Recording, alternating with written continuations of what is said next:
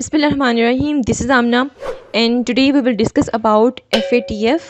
आज का lecture students बहुत ज़्यादा इंपॉर्टेंट है क्योंकि रिसेंटली एक न्यूज़ आई है FATF decision on removing Pakistan from grey list के अल्हम्दुलिल्लाह जो FATF है वो अपनी ग्रे लिस्ट से पाकिस्तान को आउट कर रहा है और ये बहुत बड़ी कामयाबी है पाकिस्तान की। पाकिस्तान ने बहुत मेहनत की थी ग्रे लिस्ट से बाहर निकलने के लिए, क्योंकि ग्रे लिस्ट में होते हुए बहुत से सेंक्शंस पाकिस्तान पर लगे हुए थे और इकोनॉमिकली भी पाकिस्तान को लॉस हो रहा था। फॉरेन डायरेक्ट इन्वेस्टर्स भी पाकिस्तान में नहीं आ रहे थे। खैर वो हम लोग बाद में डिस्कस करेंगे। मैंने इस वीडियो को डिवाइड कर दिया है दो पार्ट्स में। एक पार्ट्स में हम लोग ये देखेंगे कि एक्चुअली में FATF है क्या, ठीक है, और जो सेकंड पार्ट है उसमें हम लोग ये देखेंगे कि किस बिहाफ पे ग्रे लिस्ट से पाकिस्तान बाहर आया है, पाकिस्तान की क्या स्ट्रगल थी, पाकिस्तान को क्या क्या बेनिफिट्स होंगे, अब वो हम सब देखेंगे। So in today's lecture we will discuss about what is FATF। FATF क्या है? ये एक inter governmental policy making body है, ठीक है, comprised of 30 countries that has ministerial mandate to establish international standards for combating money laundering and terrorist financing। ठीक है, देखिए कोई घर होता है ना, हर घर के अपने कुछ स्टैंडर्ड्स होते हैं, लिविंग स्टैंडर्ड्स, ठीक है, बिल्कुल इस तरह ये एक ऑर्गेनाइजेशन है और इसमें 30+ स्टेट्स हैं, ठीक है, और इनका काम क्या होता है, इन्होंने पॉलिसीज़ बनानी होती हैं ताकि इंटरनेशनल स्टैंडर्ड्स को क्या किया जा सके, सेट किया जा सके। और किसको कम्बैट करते हैं, किस चीज़ को रोकते हैं ये लोग? मनी लॉन्ड्रिंग और टेरर फाइनेंसिंग को रोकते हैं। मनी लॉन्ड्रिंग क्या होता है कि एक मुल्क से दूसरे मुल्क में पैसा जा रहा है, ठीक है, और टेरर फाइनेंसिंग क्या होता है कि मतलब टेररिज्म को सपोर्ट किया जा रहा है, टेररिज्म को पैसा दिया जा रहा है कि भाई जाओ वहाँ पर धमाका करो, वहाँ पर धमाका करो, ठीक है। तो FATF established in 1989 in Paris और 3 बेसिक प्रिंसिपल्स हैं, पर्पसेस हैं FATF के। सबसे पहले है जी टू कप मनी लॉन्ड्रिंग को रोकना, दूसरा है टेरर फाइनेंसिंग को रोकना, तीसरा है to counter financing of weapons of mass destruction, ठीक है, और वेपन्स की मूवमेंट पर भी नज़र रखना, ठीक है। तो ये थोड़ा सा इंट्रोडक्शन था आपके सामने about grey list of about FATF। अब है जी FATF has 2 types of list, 2 तरह की लिस्ट्स होती हैं, एक होती है ग्रे लिस्ट और एक होती है इसकी ब्लैक लिस्ट। पहले हम ग्रे लिस्ट को डिस्कस करते हैं। Countries that are considered safe haven for supporting terror financing and money laundering are put in FATF grey list. वो स्टेट्स जो नज़र आ रहा होता है दुनिया को कि ये टेरर फाइनेंसिंग को सपोर्ट करी and as well as money laundering बहुत ज़्यादा हो रही है, तो उनको ग्रे लिस्ट में डाल दिया जाता है, ठीक है। इसका मतलब ये था कि पाकिस्तान जो ग्रे लिस्ट में है तो यहाँ पर भी मनी लॉन्ड्रिंग बहुत ज़्यादा हो रही है, ये तो बात बिल्कुल ठीक है, ठीक है। टेरर फाइनेंसिंग जो सी है वो भी यहाँ पर हो रही है, ठीक है।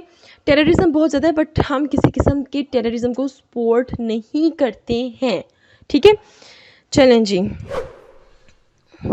अच्छा ब्लैक लिस्ट कब किया जाता है? अच्छा ये मैं बता दूँ आप लोगों को कि जो स्टेट्स ग्रे लिस्ट में होती हैं उनको एज अ वार्निंग रखा होता है ग्रे लिस्ट में कि अगर आप लोगों ने अपने मुल्क में मनी लॉन्ड्रिंग और टेरर फाइनेंसिंग को ख़त्म नहीं किया तो उसके बाद आप लोगों को ग्रे लिस्ट कर दिया जाएगा। तो एक तरह से वार्निंग है आप लोगों के लिए, ठीक है, मतलब कि आपके हाथ में एक रेड कार्ड है, ठीक।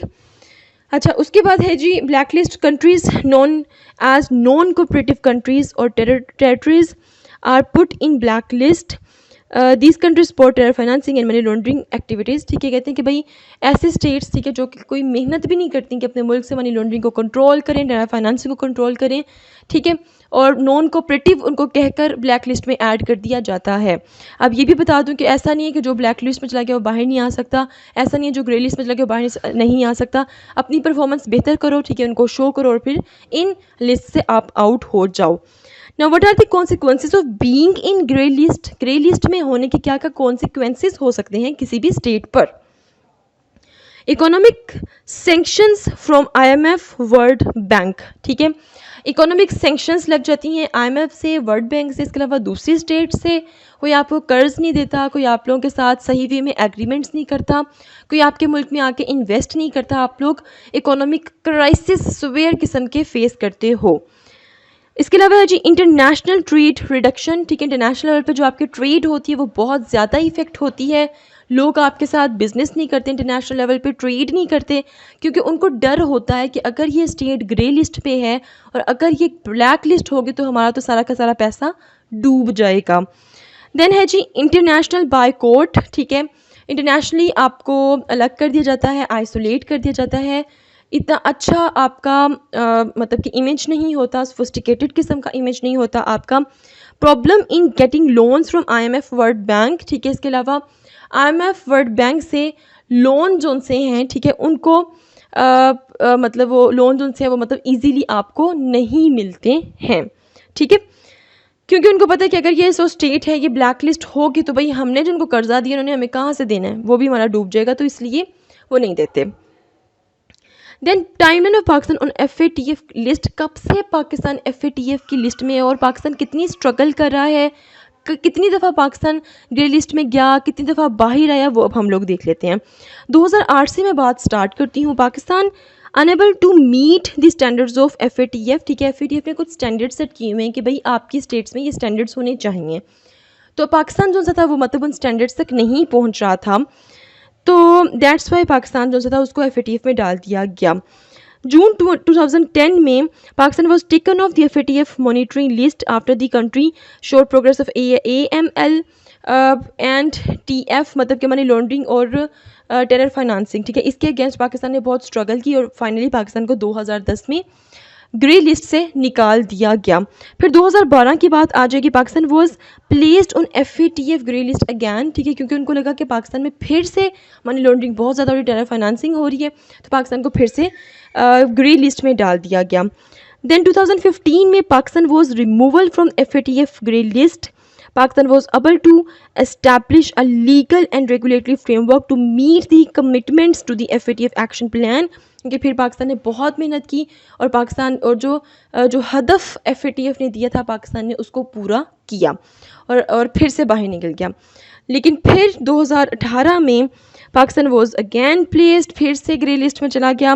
फिर 2018 अगस्त में deficiencies were found in Pakistan FATF action plan after 12 day inspection, ठीक है, FATF की टीम आई पाकिस्तान में, उन्होंने 12 दिन की इंस्पेक्शन दी, उन्होंने कहा कि भाई नहीं अभी भी कमियां हैं, इनको दूर करो, फिर आप लोगों को हम लोग FATF की ग्रे लिस्ट से बाहर निकालेंगे। उसके बाद 2019 आ गया। 2019 में high risk band outfit agreed to comply with FATF terms, ठीक है, पाकिस्तान ने अपनी स्ट्रगल बहुत हार्ड कर दी कि किसी तरह FATF की उन कंडीशंस पे पूरा उतरा जा सके। देन 2019 जुलाई में क्या हुआ कि FATF सेल वो setup at the federal board of revenue FBR में जो FATF है उनका एक सेल बन गया, ठीक है, ताकि टेरर फाइनेंसिंग को डील किया जा सके। 2019 अगस्त में प्राइम मिनिस्टर इमरान खान ने क्या किया, उन्होंने बहुत कोशिश की, ठीक है, FATF के टारगेट्स को अचीव करने के लिए, और 2019 अक्टूबर में Pakistan is urged to complete an action plan by Feb 2020 while staying on grey list, ठीक है, मतलब कि पाकिस्तान की पूरी कोशिश थी कि भाई 2020 के Feb तक ना इन्होंने बाहर निकलना है किसी तरह, ठीक है, बड़ी कोशिश पाकिस्तान ने की। 2019 आ गया अक्टूबर की, ठीक है, 29 October FATF cell was establish in the interior ministry to ensure implementation of the action plan. मजीद कोशिश जो सी थी उसको बढ़ा दी कि इंटीरियर मिनिस्ट्री में सेल बना दिया गया FATF का, ताकि एक्शन प्लान को अचीव किया जा सके और उसमें उसको अचीव करने में मजीद आसानी हो जाए। फिर 2020 आ जाता है।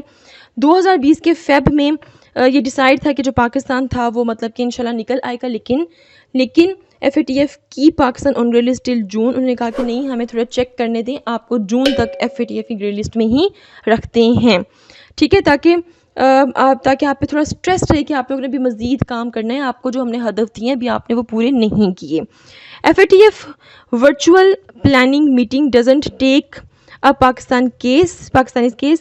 देन 2020 अक्टूबर में this securities and exchange commission of Pakistan met all FATF conditions, ठीक है, और फाइनली FATF की सारी कंडीशंस को पूरा कर लिया गया 2020 अक्टूबर 6 को।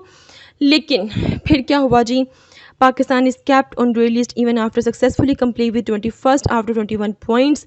लेकिन फिर ये डिसाइड हुआ कि भाई आप अभी भी आप ग्रे लिस्ट में ही रहेंगे, अभी आप मज़ीद जो FATF के पॉइंट्स हैं उन पर अमल करें, ठीक है। और यहाँ पे मैं आप लोगों को ये बता दूँ, अब आगे वो काम होगा जो इंडिया चाहता था, क्योंकि यहाँ पे कुछ स्टेट एक्टर्स काम कर रहे थे पाकिस्तान में, ठीक है, जो कि कश्मीर के अगेंस्ट भी लड़ रहे थे, ठीक है, मतलब कश्मीर के हक़ में भी बोल रहे थे वो, ठीक है। तो वो चीज़ इंडिया को एक्सेप्टेबल नहीं थी, तो इंडिया ने कहा कि भाई ये चीज़ पाकिस्तान में ख़त्म करोगे तो फिर ही पाकिस्तान को बाहर निकालेंगे। तो आपको पता है कि इंडिया ने बात पहुंचानी होती है यूएस तक, और यूएस ने फिर आगे ऑर्गेनाइजेशंस अपने हाथ में रखी हुई है और उन्होंने पाकिस्तान को नचाना होता है अपने उंगलियों पर। वही हुआ, स्टेट एक्टर्स जो पाकिस्तान में काम कर रही थीं, इंडिया ने उन सब को बैन करवा दिया और उनके जितने भी मिनिस्टर्स थे, जो भी उनके हेड थे, उन सबको करवा दिया प्रिजन में, ठीक है, कैद करवा दिया उनको। पाकिस्तान को ये करना पड़ा भाई, क्योंकि पाकिस्तान इकोनॉमिकली इतना स्ट्रॉन्ग नहीं है। जब आप इकोनॉमिकली स्ट्रॉन्ग नहीं होंगे, अपने पाँव पे खड़े नहीं होंगे, मजबूरन ऐसे फैसले करने पड़ेंगे जो आप नहीं करना चाहते हो, ठीक है। Then 19 November 2020 Jamaat Dawa chief Hafiz Saeed is convicted in another terror financing case and sentenced to 5.5 years in prison, ठीक है। उनको मतलब की सज़ा सुनाकर 5.5 साल के लिए जेल में डाल दिया गया। उन्होंने कहा कि भाई टेरर फाइनेंसिंग केस में आपको अंदर किया गया है, ठीक है। और यही चीज़ इंडिया चाहता था कि ये जो स्टेट एक्टर्स यहाँ पर काम कर रहे हैं इनको बंद करवाओ, क्योंकि इंडिया ये कह रहा है इंटरनेशनल लेवल पर कि पाकिस्तान अपने मुल्क में इस तरह की ऑर्गेनाइजेशंस को लेके चल रहा है, इस तरह के स्टेट एक्टर्स को लेके चल रहा है जिनको पाकिस्तान ट्रेनिंग दे रहा है इंडिया के अगेंस्ट, और उनको ट्रेनिंग मिल रही है कि वो कश्मीर में जाकर धमाके करें, ठीक है। और अल्हम्दुलिल्लाह ऐसा कुछ नहीं है। जो झूठा बंदा होता है अल्लाह ताला उनको लाजमी दिखाते होते हैं, और सच्चा जो बंदा होता है उनकी जीत ही होती है। तो ऐसा कुछ नहीं है, हम ऐसा कुछ नहीं कर रहे अपने मुल्क में, और ये सिर्फ एक प्रोपागेंडा है। देन उसके बाद है जी 2021 the state bank of Pakistan amends AML regulations to complete with FATF demands, ठीक है। फिर स्टेट बैंक ने कुछ अमेंडमेंट्स की कि भाई अगर कोई मनी लॉन्ड्रिंग करता पकड़ा गया ना तो उसको हमने इतनी सज़ाएं देनी है, ठीक है। तो कुछ अमेंडमेंट्स की, ठीक है, तो ये भी एक अच्छी चीज़ थी।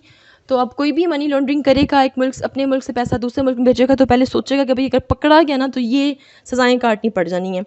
उसके बाद है जी Lahore anti terrorism court sentences prescribed organisation Lashkar Taiba, उनके जो भी हेड थे उनको भी 5 साल के लिए कैद कर दिया गया, लश्कर तैयबा के हेड को। देन आ जाएगा जी 2021 Feb Pakistan remains on grey list as FATF claim the country failed to complete 3 out of 27 unmet action plan target, ठीक है। और ये कहा FATF ने कि अभी भी 3 ऐसे पॉइंट्स हैं जो पाकिस्तान ने अभी हदफ जो उनसे पाकिस्तान ने अचीव नहीं किए हैं, तो अभी आपको हम बाहर नहीं निकालेंगे, क्योंकि अभी आ गया कि इन्होंने और भी मतलब ऑर्गेनाइजेशंस के हेड को इन्होंने प्रिजन्स में डालना था। 2021 में federal investigation agency FIA set up special squad to curb money laundering, ठीक है। मनी लॉन्ड्रिंग को पकड़ने के लिए ना मज़ीद आप समझो कि कमीशन सेट कर दिया गया कि किसी तरह मनी लॉन्ड्रिंग को रोका जाए। 2021 4 जुलाई को NAB sets up a cell to counter terror financing monitoring money laundering plus money laundering आ जाएगा। 2021 अक्टूबर 21 को मॉनिटरिंग लिस्ट ऑफ FATF, ठीक है, उन्होंने सारी लिस्ट देखी। फिर जी 2022 4 मार्च को Pakistan asked to address the remaining deficiencies in the financial system, Pakistan से कहा गया कि भाई आपके फाइनेंशियल सिस्टम में अभी भी कुछ डेफिशिएंसीज हैं, उनको ठीक करो, फिर आप लोगों को बाहर निकालेंगे।